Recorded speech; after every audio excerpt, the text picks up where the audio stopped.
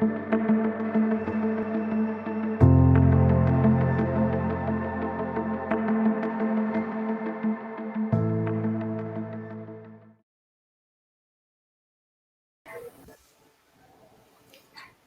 Assalamualaikum dan selamat petang semua.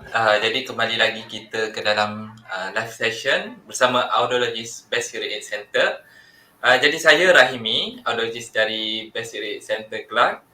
Jadi untuk hari ini saya tak keseorangan lah. Saya ditemani oleh dua bunga dari Kelantan. Okey. Yang pertamanya audiologist dari Best Hearing Aid Center Penang, iaitu Cik Wirda, dan juga Puan Awanis dari Best Hearing Aid Center Cawangan Kota Baru. Sihat ya semua? Sihat. Alhamdulillah sihat. Rahimi sihat, Rahimi? Sihat, Alhamdulillah. Sihat. Okey. Untuk pengetahuan semua, untuk sesi live kita pada hari ini ada kelainan sikit lah. Kerana apa? Kerana konsep kita pada kali ini adalah lebih kepada bentuk perbincangan. Jadi Ya, betul. untuk topik kita hari ini, kita akan bincangkan soalan-soalan yang kerap ditanya berkenaan alat bantu pendengaran lah. Jadi untuk kita teruskan kepada soalan, boleh? Boleh. Teruskan. Boleh. Okay. Untuk soalan pertama yang kerap ditanya oleh pesakit ni adalah satu atau dua alat bantu pendengaran yang perlu mereka pakai untuk mendengar dengan lebih baik. Betul Betul. Ya, betul. Selalu juga aku dapat soalan tu. Banyak juga Ya. Okey, jadi untuk soalan ni saya bagi laluan dahululah kepada kita punya senior Puan Awanis untuk kongsikan pengalaman. Okey, silakan. Okey, baik. Terima kasih Rahimi. Okey, saya selalu juga dapat soalan satu atau dua alat pendengaran yang perlu dipakai. Jadi untuk pesakit sebegini kita perlu tengok dahululah sama ada masalah pendengaran itu berlaku di satu telinga sahaja ataupun kedua-dua belah telinga. So sekiranya pesakit ada masalah pendengaran di kedua-dua belah telinga dan kedua-dua telinga perlu pakailah alat bantu pendengaran bagi membolehkan pesakit tersebut mendengar dengan lagi baiklah. Okey, antara kelebihan memakai dua alat bantu pendengaran ialah pesakit dapat memahami pertuturan dengan lebih baik, terutamanya di tempat yang bising. Ini kerana apabila otak kita menerima input pendengaran daripada kedua-dua belah telinga, lebih mudah untuk otak kita membezakan antara bunyi pertuturan dan bunyi yang tidak diingini. Seperti bunyi bising daripada exhaust kereta ataupun bunyi penghawa dingin.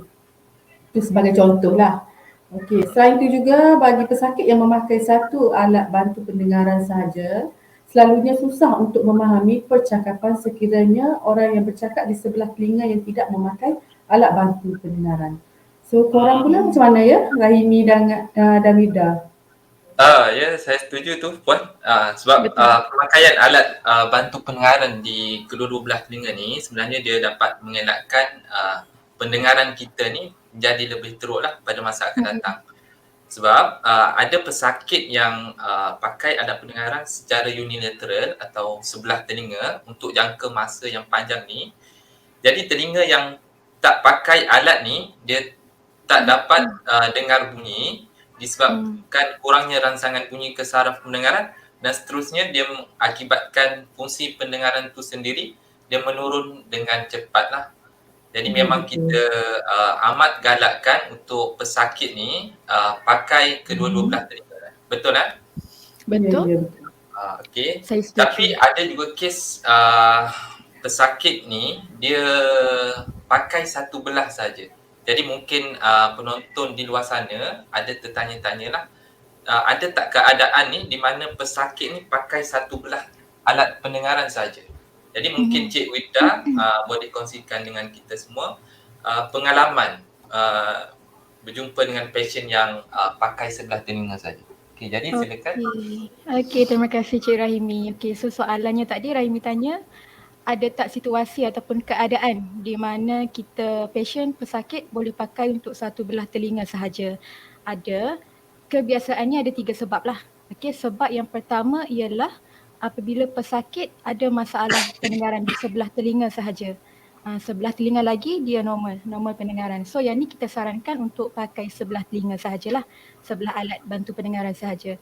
Untuk punca yang kedua ataupun sebab yang kedua ialah apabila pesakit ni dia ada masalah pendengaran di kedua-dua belah telinga, tapi untuk sebelah telinga tu dia mengalami kehilangan pendengaran, fungsi pendengaran sepenuhnya.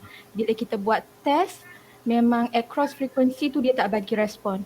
Okay, so kalau kita pakaikan alat bantu pendengaran di sebelah telinga yang tak bagi respon tu, yang dah total deaf tu, so takkan efektif lah dan takkan berkesan. So untuk yang pesakit macam ni, lebih baik dia tidak memakai alat bantu pendengaran. Okay, so dia pakai sebelah yang ada hearing loss tu lah. Dan yang kedua, mungkin juga pesakit ada masalah kewangan.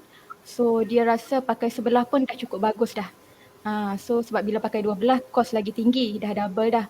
Okay, so jadi jika betul-betul tak mampu untuk pakai dua belah alat bantu pendengaran, pakai sebelah saja dah cukup baik dah daripada kita tak pakai langsung.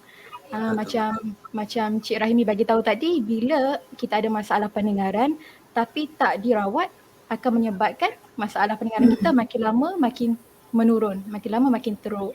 Okay, so apa yang penting, pesakit perlu berbincang dululah dengan audiologis ataupun pakar pendengaran, okey, sama ada untuk memastikan pemakaian alat bantu pendengaran ni di sebelah telinga sahaja adalah idea yang terbaik untuk mereka. Macam tu. Betul tu Cik Vida. Jadi untuk pengetahuan semua, di hospital sekarang kita panggil yang pakar untuk pendengaran ni, kita panggil audiologis lah. Jadi di hospital sana ada banyak bantuan yang disediakan oleh pihak hospital sendiri, dari kerajaan sendiri pun ada. Contohnya PK B40, Jabatan Kebajikan Masyarakat, zakat dan sebagainya lah. Jadi siapa-siapa yang tak mampu tu bolehlah pergi ke hospital untuk permohonan alat bantu pendengaran ni lah. Jadi kita teruskan pula kepada soalan yang kedua yang sering pasien tanya lah. Itu berapa lama kita perlu pakai alat pendengaran ni? Perlu ke kita pakai sepanjang hari ke, atau perlu hanya bila kita nak bercakap dengan orang lain? Okey, silakan. So kalau yang macam ni, ada juga pasien yang saya selalu jumpa pakai memang lama, 12 jam pun ada. Ada pakai tak sampai 1 jam pun, sampai alat tu tak boleh nak detect berapa lama dia pakai. Okay, so biasanya, so biasanya untuk yang macam ni, saya akan sarankan pesakit tu untuk pakai sekurang-kurangnya 8 jam satu hari. Yang tu minimum lah. Kalau lagi lama, lagi bagus. Yang ni sebab kita nak latih semula telinga kita, otak kita untuk proses bunyi daripada alat persekitaran. Alat pendengaran, sorry. Okay. So proses ni biasanya dia ambil masa yang lama lah untuk setiap pesakit. Setiap pesakit ni dia berbeza. Ada yang ambil masa lama, ada ambil masa singkat saja untuk biasakan diri dia dengan bunyi daripada alat tu. So kita sarankan kena selalu pakailah, kecuali nak mandi, nak tidur. Kalau kerja tempat yang bising, yang tu boleh buka lah, tak perlu pakai. Okey, betul tu Vida. Okey, kajian juga menunjukkan pesakit yang memakai alat pendengaran buat pertama kali memerlukan sekurang-kurangnya 6 bulan untuk fully adjust dan mendapat manfaat yang optimal daripada pemakaian alat bantu pendengaran. Jadi saya juga syorkan pesakit saya untuk memakai alat bantu pendengaran selama yang mungkin. Okay, untuk pengetahuan semua, dalam alat bantu pendengaran terdapat juga data log, iaitu di mana audiologis dan pakar alat bantu pendengaran boleh semaklah berapa jam pesakit pakai alat tersebut dalam masa sehari. Okey, jika jumlah yang dipakai agak tidak memuaskan, kita akan berbincang baliklah dengan pasien atau pesakit sekiranya alat tersebut mempunyai sebarang masalah seperti tidak selesa, rasa sakit ataupun bunyi bising dan sebagainya. So daripada sini kita dapat tahulah punca kepada kenapa pesakit kita kurang memakai alat bantu pendengaran. Okey, saya setuju tu Puan Awanis. Bila Puan Awanis sebut bunyi bising pasien komplain bunyi bising, saya selalu juga dapat pasien yang mengadu alat dia bila dia pakai ni ada bunyi bising ataupun kita panggil whistling sound. Jadi untuk pengetahuan semua pengguna-pengguna alat bantu pendengaran, okey, bunyi whistling sound ni dia disebabkan oleh feedback daripada alat tu sendirilah.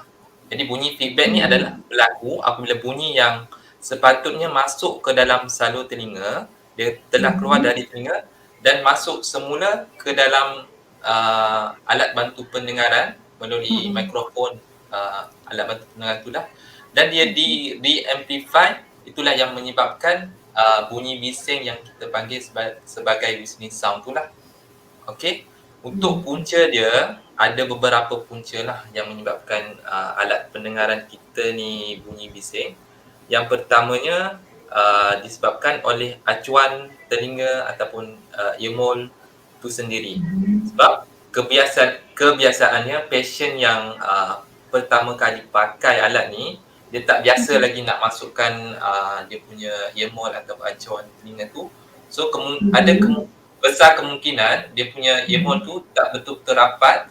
Jadi bila dia pakai, dia akan bunyi feedback. Okey? Betul. Betul okey. Yang keduanya ada kemungkinan juga dia punya alat tube tu yang menyambungkan acuan telinga dengan alat pendengaran tu, dia dah longgar ataupun keras. Okey. So dia boleh menyebabkan bunyi bising pada alat tu lah. Jadi disebabkan itu mana-mana cawangan pes hearing ni, pasien ni dia disarankan untuk sentiasa datang ke hearing aid center untuk kita servis, cuci dan kita tengoklah sama ada tube yang menyambungkan acuan telinga dengan alat tu perlu ditukar atau tidak. Okey, sekurang-kurangnya 3 bulan sekali. Betul kan? Betul, 3 bulan sekali. Okey, betul Okey, kita rehat sekejap. Sekarang ni kita nak masuk iklan Okey, Iklan so apa untuk Iklan apa tu Rahimi? iklannya iklan acuan telinga. Okey. Untuk pengetahuan semua, sekarang ni Best Hearing Aid Center ada buat promotion untuk acuan telinga lah. Okey, so untuk satu piece acuan telinga ni hanyalah RM35 sahaja. Harga asalnya RM42 lah. Jadi jangan lepaskan peluang ini. Boleh pergi ke mana-mana cawangan Best Hearing yang terdekat dengan anda. Jangan terlepas. Promosi ni sehingga bila ya Cik Rahimi? Promosi ni sampai bulan Disember sahaja. Tahun ini sajalah. Sampai hujung tahun lah kiranya. Sampai hujung tahun. Ya, sampai hujung tahun saja. So jangan lepaskan peluang lah untuk dapatkan acuan yang murah. Okey, so berbalik kepada jawapan Rahimi tadi. Ya, perbincangan kita tadi. So saya nak tambah sikit lah. Ada juga punca yang menyebabkan berlakunya feedback ataupun whistling sound ni. Antaranya ialah ada kotoran dalam telinga ataupun ada impact earwax dalam telinga pun boleh jadi juga. Okey, kalau alat tu terlalu kuat pun boleh jadi akan ada feedback juga, dan seterusnya kalau acuan dah pecah. Kalau acuan pecah, dah dengar whistling sound, dah dengar feedback tak selesa, boleh buat acuan sekarang sementara kita ada promotion. Ya, betul tu. Okay. Jemput datang. Ya, jemput datang. Okey. So okey. Jika anda mengalami masalah seperti yang disebutkan tadi, anda disarankan untuk berjumpa dengan audiologis atau pakar alat bantu pendengaran untuk mengatasi masalah inilah. Okey, saya ada satu soalan menarik untuk ditujukan kepada Vida dan Rahimi. Ada lagi. Ya. Okey. Pernah tak Vida atau Rahimi pasien tanya korang brand alat bantu pendengaran apa yang paling bagus? Oh, saya tak pernah.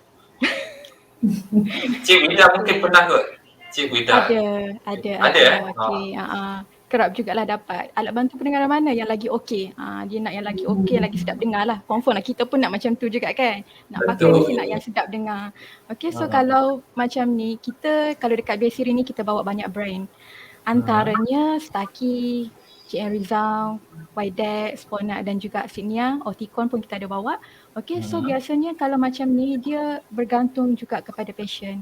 Okey, sebab setiap brand ni dia ada dia punya sound quality yang berbeza. So apa yang kita buat, kita akan buat hearing test dulu. Okay, dan kita akan try alat dalam 2 ke 3 brand lah. Okay, so daripada 2 ke 3 brand tu, patient kena pilih yang mana satu yang dia rasa sedap dengar, yang mana satu dia rasa selesa untuk pakai lah. So biasanya saya akan bagi patient try dulu. Bagi try dulu Okay.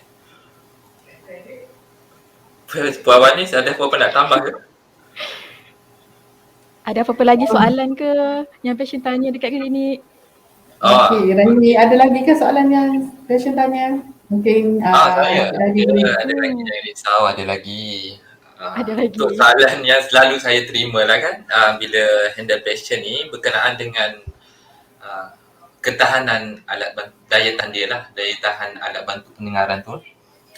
Okey, contohnya selalunya saya dapat soalan dari patient, dia orang tanya saya, alat bantu pendengaran ni dia boleh kena air ke, boleh tak saya tinggal, bila saya parking kereta tu saya nak tinggal dalam kereta alat tu. Atau ada juga yang tanya, yang biasanya patient yang muda-muda ni, dia tanya boleh tak saya pakai alat ni masa saya pergi bersukan, contoh main bola ke, main futsal ke, ada jugalah saya pakai sekali. Dia nak pakai sekali. Ya, betul. Jadi untuk soalan daya tahan alat bantu pendengaran ni, kita kena ingat bahawa alat bantu pendengaran ni adalah sama seperti alat-alat elektronik yang lain lah. Dia ada komponen-komponen elektronik dalam body dia tu. Okey, dengan kata lainnya, alat bantu pendengaran ni dia tak boleh kena air. Dan seeloknya jangan bagi alat bantu pendengaran tu jatuh. Kerana ia boleh menyebabkan rosak pada komponen-komponen dalam alat bantu pendengaran tu. Lagi satu, untuk pengguna-pengguna alat bantu pendengaran ni, disarankan untuk sentiasa cuci atau bersihkan alat tu selepas pakai. Contohnya malam ke sebelum tidur macam tu, okey, letakkan dalam dehumidifier. Okey, dehumidifier ni tempat keringkan lah. Kalau kata dapatkan alat dari best hearing, kita akan sertakan sekali lah untuk kita keringkan alat tu, membolehkan alat ni dia sentiasa dalam keadaan bersih dan kering. Kerana sebab bila alat ni dia kotor, lembab semua tu, dia boleh boleh rosakkan komponen dalam alat bantu pendengaran tu sendiri. Dia boleh sebabkan wire-wire semua tu dia berkarat. Ada juga yang berkulat hijau putih semua macam-macam. Ada ke Cik Rahimi? Ya. Ada ke yang berkulat hijau yang Cik Rahimi cakap tu? Ada. Saya pernah jumpa. Ya, Wida pernah jumpa ya? Ya. Kalau nak tahu lebih lanjut boleh datang ke lab lah. Okey. Ada tambahan sikit. Sekiranya patient tak ada dehumidifier ni, tempat keringkan alat tu, dia boleh juga letak di dalam beras. Betul? Boleh? Fungsi dia sama ke dengan dehumidifier tu Cik Rahimi? Ya, betul. Saya ada terima ni petua dari orang tua best hearing. Orang dulu-dulu. Orang lama best hearing. Petua.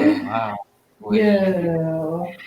Pastikan alat tu sentiasa kering lah. Kering, ya. Silakan Cik Wida. Ya. Lepas tu saya juga ada macam patient dia tanya jugalah, adakah dengan pakai alat bantu pendengaran ni dia boleh menyebabkan pendengaran kita kembali kepada normal. Yang ni mesti ada orang tanya. Mesti patient akan tanya punya. Ada juga. Betul. So mungkin Kak Awanis ada ke patient tanya macam ni? Okey, untuk soalan macam Wida ni, pesakit perlu tahulah yang alat bantu pendengaran ni hanyalah untuk membantu pesakit untuk mendengar. Dan bukanlah untuk kembalikan pendengaran yang mereka seperti sedia kala lah. Okey, bunyi yang didengari oleh pesakit apabila menggunakan alat bantu pendengaran juga tidak sama seperti manusia mendengar tanpa alat bantu pendengaran. Tapi pada masa kini kebanyakan alat bantu pendengaran dapat memberi kualiti bunyi yang lebih natural lah, kerana teknologi sekarang yang canggih telah ada dalam alat bantu pendengaran. Contoh teknologi seperti artificial intelligence yang membantu menganalisis situasi semasa pemakai alat bantu pendengaran, dan secara automatiknya akan tukar sound setting untuk membantu pesakit mendengar lebih baik, khususnya dalam situasi yang bising lah. Okey. Okay. Terdapat juga teknologi lain seperti acoustic motion sensor dan sebagainya yang dapat membantu pesakit mendengar dengan lebih jelas dan selesa. Oh, hebat teknologi macam-macam. Teknologi sekarang makin lama makin advance. Ya. Okey Kak Wani, sebenarnya saya ada lagi satu soalan yang sering jugalah saya terima dari pesakit ni. Dia tanya saya, kenapa harga alat bantu pendengaran ni mahal? Mahal. Ada yang sampai boleh beli kereta sebiji. Tapi kereta Aziz adalah kereta Honda. Jadi untuk pengetahuan semua, untuk kita hasilkan alat bantu pendengaran ni, dia melibatkan kos penyelidikan dan pembangunan yang tinggi lah untuk kita hasilkan satu alat bantu pendengaran ni. Sebagai contoh, saya ambil chip yang terdapat dalam alat bantu pendengaran tu, dia bukanlah chip-chip yang biasa yang terdapat pada alat elektronik biasa lah. Kerana alat bantu pendengaran ni dia boleh diubah suai, disesuaikan mengikut kondisi ataupun keadaan pasien tu. Okey, jadi dia tak boleh main plug and play je lah. Dia kena ada setting dia yang tersendiri. Jadi sebab tu dia mahal sikit lah. Okey, saya rasa dah banyak kot soalan yang kita bincang hari ni. Betul. Betul Ke ada lagi soalan? Kita boleh tengok soalan daripada audience kita pula. So kita gerak ke soalan dari viewer kita lah pula. Betul. Soalan pertama daripada Aman Aaron. Okey. Aman Aaron Ya. Soalan saya ada memakai alat bantu pendengaran di sebelah kiri dan sebelah kanan pendengaran saya boleh mendengar. Tapi kadang-kadang ada masa telinga sebelah kiri saya terasa sakit tapi tidak kerap. Dan soalan kedua saya, kadang-kadang bila terlalu ramai yang bercakap dengan saya susah nak fokus sesiapa yang bercakap. Okey. Macam mana tu ya Cik Rahimi? Ada dua soalan dekat sini. Ya. Okey. Soalan pertama, sebelah kiri saya terasa sakit tapi tidak kerap. Kenapa? Apa soalan? Okey, so soalan pertama, ada pakai sebelah kiri. Okey, dan sebelah kanan pendengaran tu boleh mendengar. Maksudnya dia tak pakai alat lah. Dia pakai sebelah kiri saja. Okey. So kadang-kadang yang sebelah kiri tu ada rasa sakit, tapi tak selalunya. Okey. So yang sakit tu boleh jadi sebab jugalah, sama adakah yang menyebabkan rasa sakit tu acuan telinga tu. Okey. Kalau acuan telinga tu keras ke, boleh menyebab rasa sakit jugalah, ataupun mungkin acuan tu acuan baru pakai, so mungkin terlalu besar dengan kita punya telinga pun boleh jadi juga. Ataupun bukan masalah daripada acuan telinga, mungkin ada rasa sakit memang kalau tak pakai alat pun ada rasa sakit juga dalam telinga pun boleh jadi juga. So kalau sakit dalam telinga tu, better pergi jumpa doktor lah untuk tengok kondisi telinga, adakah ada iritasi ke ataupun ada merah dalam telinga. Okey, yang tu antara salah satu faktor jugalah.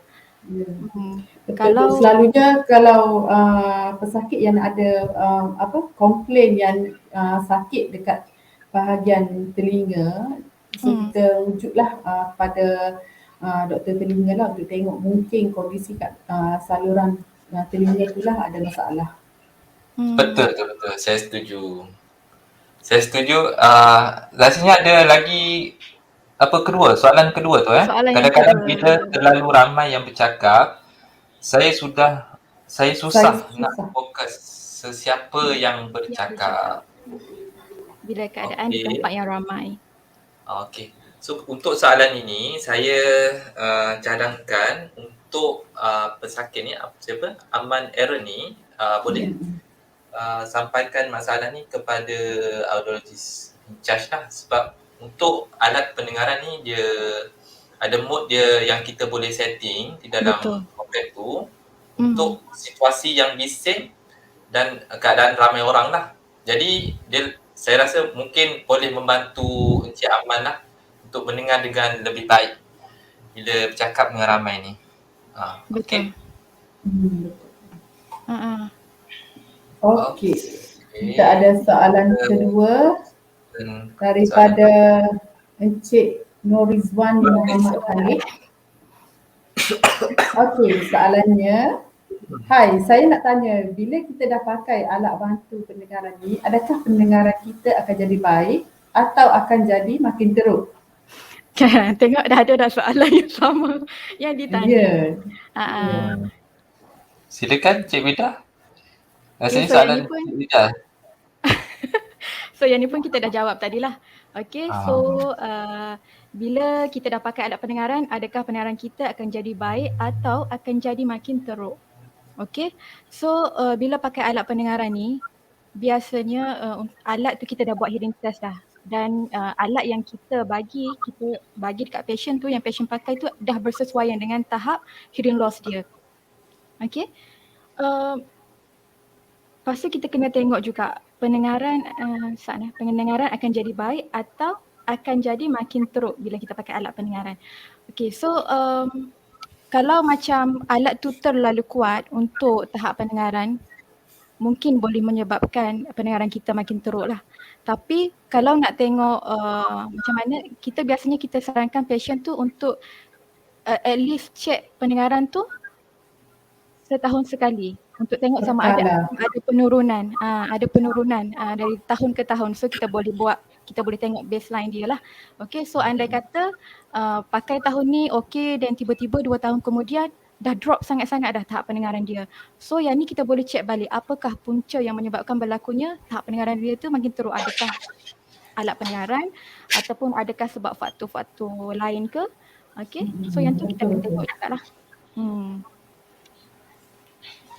Okey, rasanya dah menjawab soalan dari Encik Vida tadi. Mungkin Encik Rahimi, Puan Awanis ada nak tambah lagi ke? Saya rasa cukup lengkap jawapan. Okey. So, kita bergerak kepada soalan seterusnya. Dari Cik Nurul Syahida. Ya. Hai, saya nak tanya, ada beza tak alat bantu pendengaran untuk kanak-kanak dan dewasa? Rasa-rasa ada beza ke tak, Puan Awanis? Okey. Ada beza? Alat bantu pendengaran ni kita tetapkan pemilihan kriteria alat bantu pendengaran ni berdasarkan tahap pendengaran seseorang lah. Okay. Betul. So tahap yang ringan kita boleh kita tengoklah konfigurasi pesakit, tahap pendengaran pesakit tu juga memainkan peranan jugalah. Betul. Bukan kriteria pemilihan alat ni bukan dewasa ataupun kanak-kanak, bukanlah. Kita tengok tahap pendengaran seseorang pesakit tu. Ya, jadi untuk jawapannya saya ringkaskan, jawapannya yes atau betul ataupun tidak. Maksudnya ada beza dan ada juga tak ada beza lah. Ada certain alat tu dari certain manufacturer, dia ada features yang khusus untuk kanak-kanak.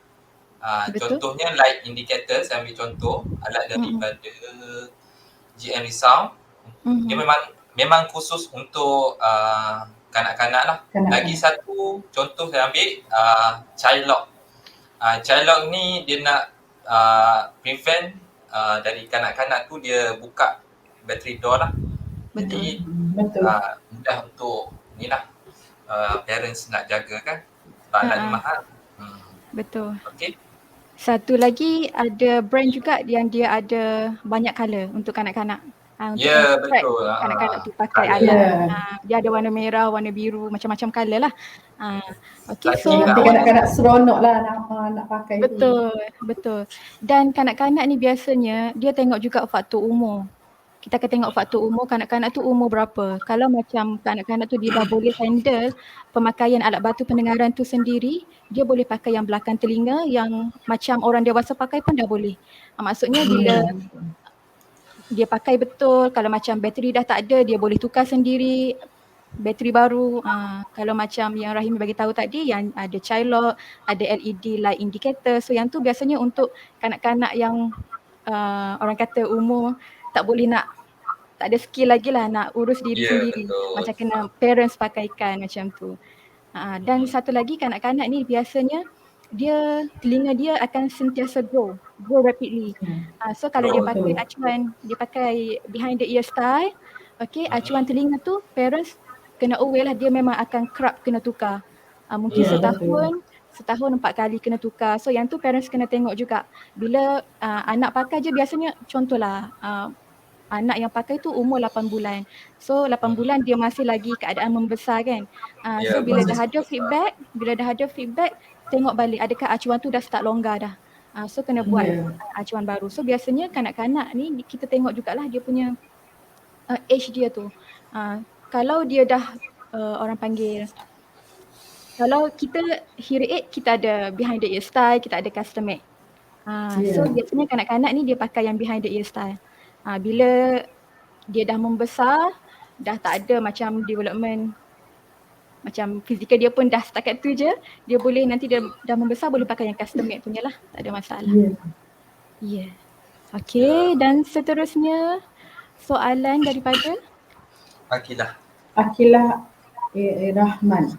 Akilah, betul ke hearing aid sekarang boleh connect dengan handphone? Semua jenis atau yang mahal saja? Okay, betul ke? Betul ke? Tak betul. Okey, untuk connectivity dengan handphone ni, dia sebenarnya bergantung kepada jenis alat lah.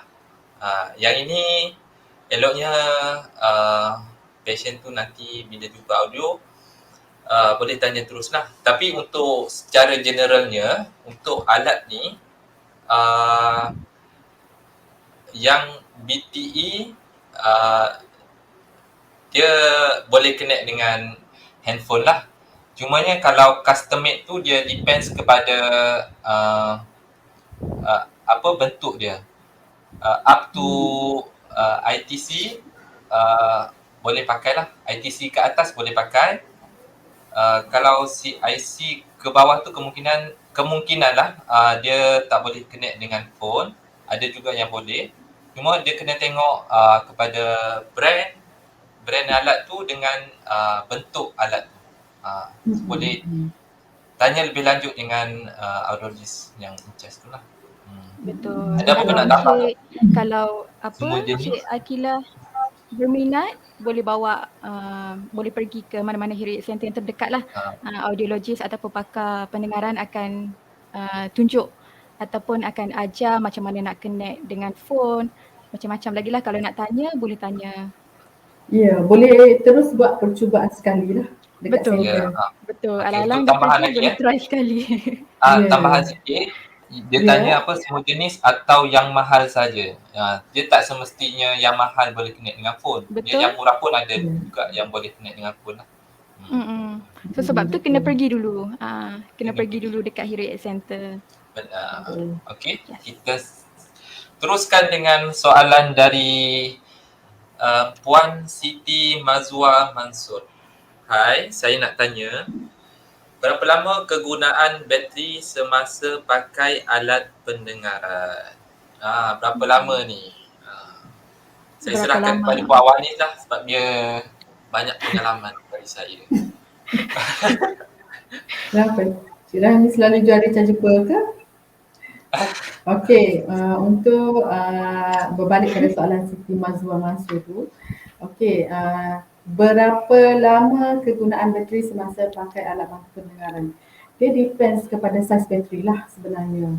Okey, kita ada beberapa jenis, beberapa saiz lah bateri. Okey, so selalu saya ingatkan kepada pesakit lah kalau untuk datang ke center untuk beli bateri, mestilah kena ingat lah bateri alat bantu pendengaran tu jenis saiz apa.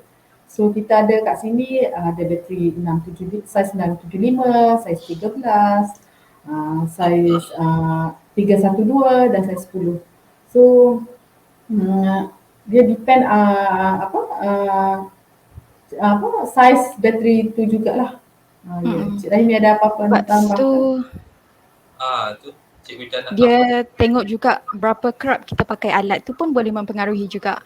Ya, Kalau kita betul. kerap pakai alat, so lagi cepat habis lah. Kalau kita pakai 1 jam je satu hari, dia tahan lama sikit. Tapi seeloknya macam kita bagi tahu tadi, kena selalu pakai.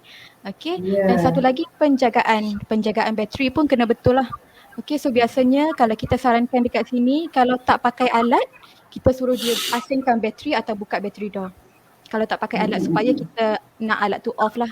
Alat tu tak function, so bateri tu kita dah boleh save. Dan bila nak simpan alat dalam silica gel ataupun dehumidifier, kita sarankan letak asing bateri dengan alat tu. Alat letak dalam, bateri mungkin boleh letak dalam hearing aid case tu. Jangan letak sekali. Sebab bila kita letak sekali, kebarangkalian untuk bateri tu cepat habis tu tinggi. Penjagaan tu kena betul. Okey, dan satu lagi penambahan lah. Okey, bateri ni kalau dia depend on situation kita pakai lah juga. Contohlah kalau kita persekitaran kita tu di tempat yang sunyi. Okey, kita estimate lah 10 hari. Mungkin kalau kita pakai di tempat yang bising, dia bekerja kuat sikit. Betul. Ya, mungkin dah tak sampai dah 10 hari. Ya, dia akan mungkin 8 hari, dah habis lah. Dia depend situation tu. Kalau tempat yang bising dia bekerja kuat sikit alat bantu pendengaran tu. Okey, soalan seterusnya daripada Muhammad Amirul. Hai, saya nak tanya, kenapa segelintir cakap bila pakai alat pendengaran nampak tua? Ada tak alat pendengaran yang tak nampak untuk orang muda? Amboi, nampak tua ke? tak tahu lah. Macam mana tu? Macam mana tu Cik Vida? Nampak tua ke bila pakai alat pendengaran? So soalan dia, ada orang tanya, bila pakai alat pendengaran nampak tua? Tak ada lah, tak nampak tua. Nampak tua. Kalau ada tak? perempuan tak nampak kalau pakai tudung. Betul. Ada tak alat pendengaran yang tak nampak untuk orang muda? Ada. Kita dekat sini kita ada banyak style. Kita ada daripada behind the ear, kita ada custom made. Custom made tu kita ada banyak jenis juga. Antaranya ialah in the ear, in the canal, completely in the canal. Okay, tapi kita kena tengok juga tahap pendengaran tu. Ya, betul. So ada kalau orang muda yang rasa macam malu kadang-kadang bila pakai belakang telinga ni malu orang nampak, apa tu pakai muda-muda dah ada hearing loss. Boleh pakai yang dalam telinga. Ada je. So kena kita ada juga yang invisible in the canal. So Betul. yang tu lagi tak nampak. Lagi tak nampak. Lagi dahsyat lah. Tapi kena apa-apa kena Buat check tahap intensity. pendengaran dulu. Betul. Baru kita boleh tengok alat mana yang sesuai untuk patient. Betul. Okay, ada apa-apa nak tambah ke? Okay. Nak teruskan ke komen yang seterusnya? Okay. Soalan seterusnya daripada Fatin Farzana Ihesh. Hai, adakah alat pendengaran yang canggih dan mahal ni boleh pulihkan pendengaran seperti dulu kala? Rasanya soalan ni Cik Vida dah jawab dah tadi. Ya. Cik Vida ada apa-apa nak komen ke? Tambah sikit je lah, ulang balik. Cik Hujan. Ulang balik. Adakah alat pendengaran yang canggih dan mahal boleh pulihkan pendengaran seperti seperti dulu kala? Okay. So, masalah pendengaran tu kita ada orang panggil 3 jenis. Okay, kita ada konduktif, kita ada konduktif hearing loss, okay, kita ada sensory neural hearing loss di mana permanent yang kekal punya yang disebabkan oleh saraf lah, dan kita ada mixed hearing loss, kombinasi antara konduktif dan juga sensory neural hearing loss. Okay, so kalau yang disebabkan saraf biasanya pendengaran dia kekal. masalah pendengaran dia kekal lah. Okay, so alat pendengaran ni kita pakai hanya untuk bantu kita mendengar dengan lebih baik. Kalau sebelum ni kita tak dengar, ada masalah pendengaran, kita tak dengar, so bila pakai alat ni kita bantu untuk dengar lagi baik. So adakah alat pendengaran yang canggih dan mahal ni boleh membantu? Dia mahal dan canggih ni mungkin disebabkan oleh teknologi. Teknologi dia yang tinggi menyebabkan sound quality dia tu lagi bagus. So kita boleh dengar macam natural sound. Dia tak dengar macam robotik ataupun microphonic sound macam tu. Tapi untuk kembali ke pendengaran yang normal ni, taklah. Dia bantu untuk mendengar dengan lagi baik, dengan lagi bagus. Okey, saya Ada rasa jelas. tambahan, Cik Rahimi? Tak, saya rasa okey, tu jawapan dah jelas. Panjang lebar. Okey, kita teruskan lagi dengan soalan dari Noel Neo. Hai, saya nak tanya. Kawan saya ada pakai alat telinga kedua-dua belah, tapi dia selalu komplain tak dengar dengan jelas masa meeting dan tempat bising. Jadi, boleh saya tahu ada apakah cara yang boleh mengatasi masalah ini? Okey, untuk soalan ini, untuk tempat meeting tu, dia ada dua cara lah. Untuk first caranya, dia boleh minta dengan audiologist yang in charge untuk settingkan alat tu ke program meeting lah. Jadi kalau kata still lagi dia tak dapat dengar dengan jelas dengan guna program meeting ni, kita suggest cara yang kedua lah. Kita suggest patient ni untuk dapatkan aksesoris tambahan, iaitu external mic lah. Contoh, kalau saya ambil contoh daripada Stucky, kita ada table mic. Jadi table mic tu dia akan sebagai external microphone. Jadi mudah sikit dia nak pick up speech dari speaker tu lah.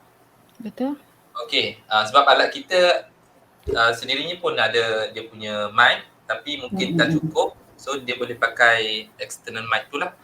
Untuk tempat bising pun sama. Dia boleh minta dulu dengan audiologist in charge tu untuk setting dia punya program untuk program bising. Okey. Ada apa pun nak tambah ke?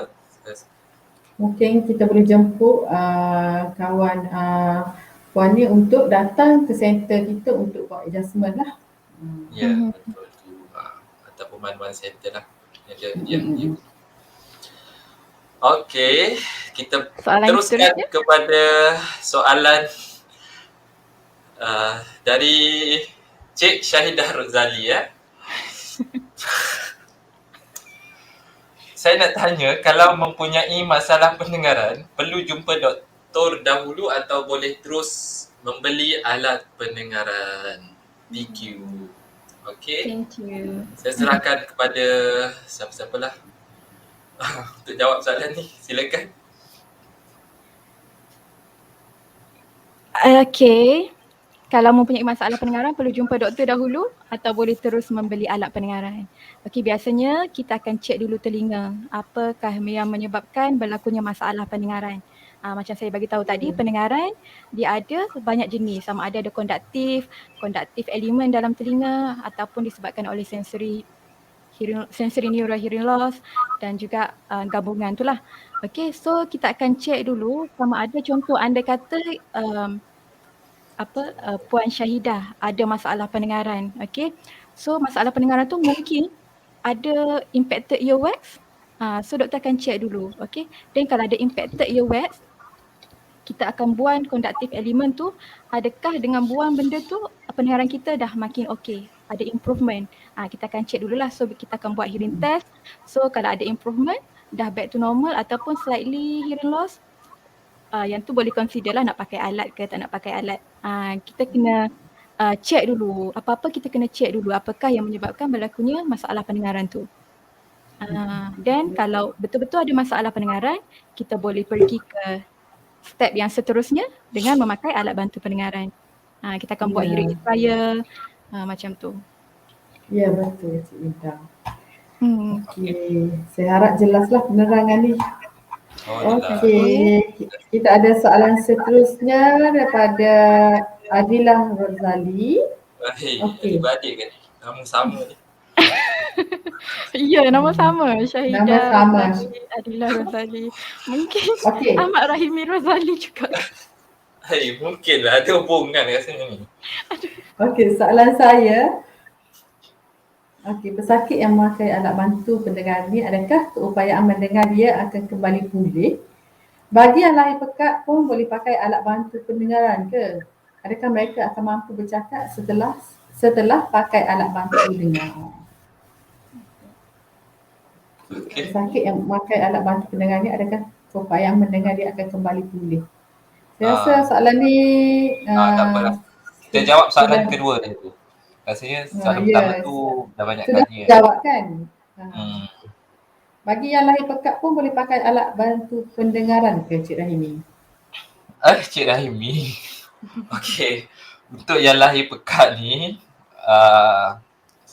untuk hospital sebenarnya selepas lahir dia ada kita panggil satu program lah, iaitu newborn hearing screening. Okey. Jadi pada newborn hearing screening ni dia akan jalankan satu test lah untuk test screening untuk detect sama ada patient tu baby yang baru lahir tu ada masalah pendengaran ataupun tidak. Jadi sekiranya masa screening tu fail, dia akan proceed dengan diagnostic test lah.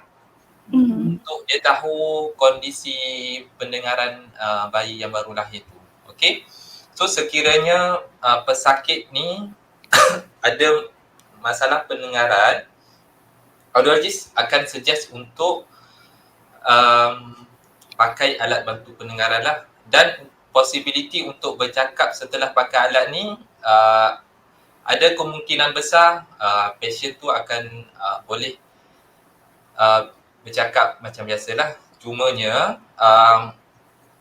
patient ni dia kena hadiri speech terapis untuk dapatkan pertuturan. speech pertuturan, untuk Terapi dapatkan pertuturan. Ayah dia tak jumpa. Untuk dapatkan follow up lah. Maksudnya pada speech tu dia akan ajar lah cara mendengar. So bila dia dah pakai alat bantu pendengaran ni, kita terus rujuk kepada speech pathologist untuk terapi pertuturan lah. Betul tak Rahim? Betul tu. Okey, dan soalan yang terakhir saya kira daripada Fatin Syamimi.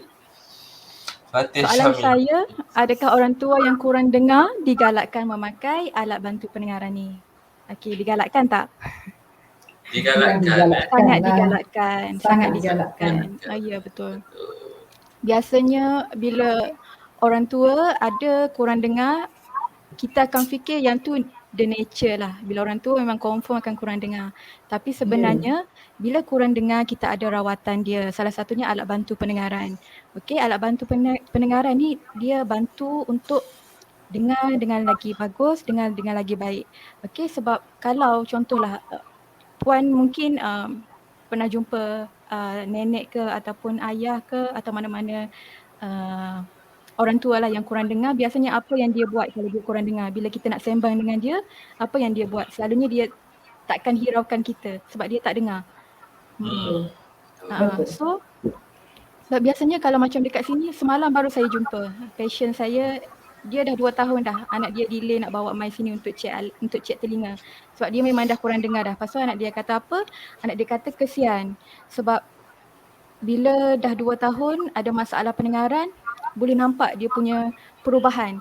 Dia dah lebih kepada menyepi, kalau macam anak cucu menyembang dia tak masuk campur. Macam buat hal sendiri.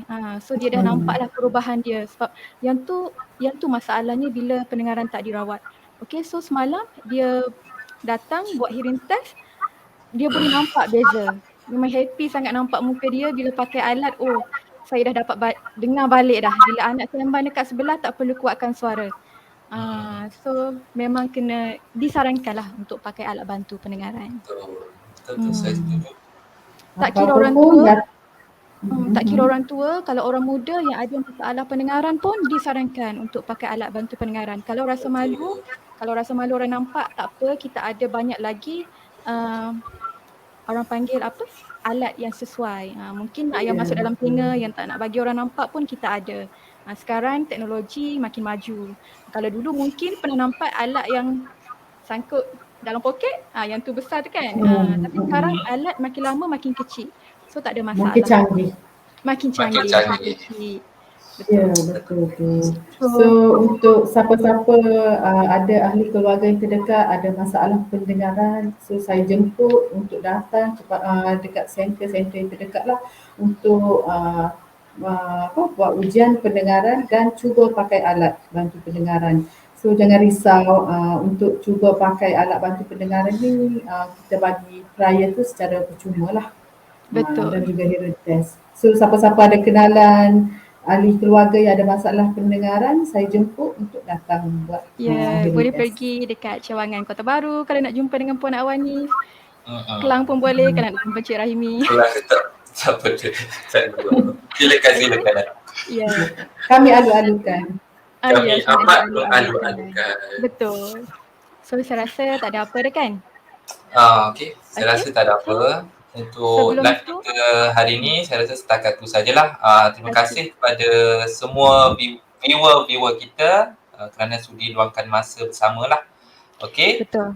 Kita jumpa lagi pada next live.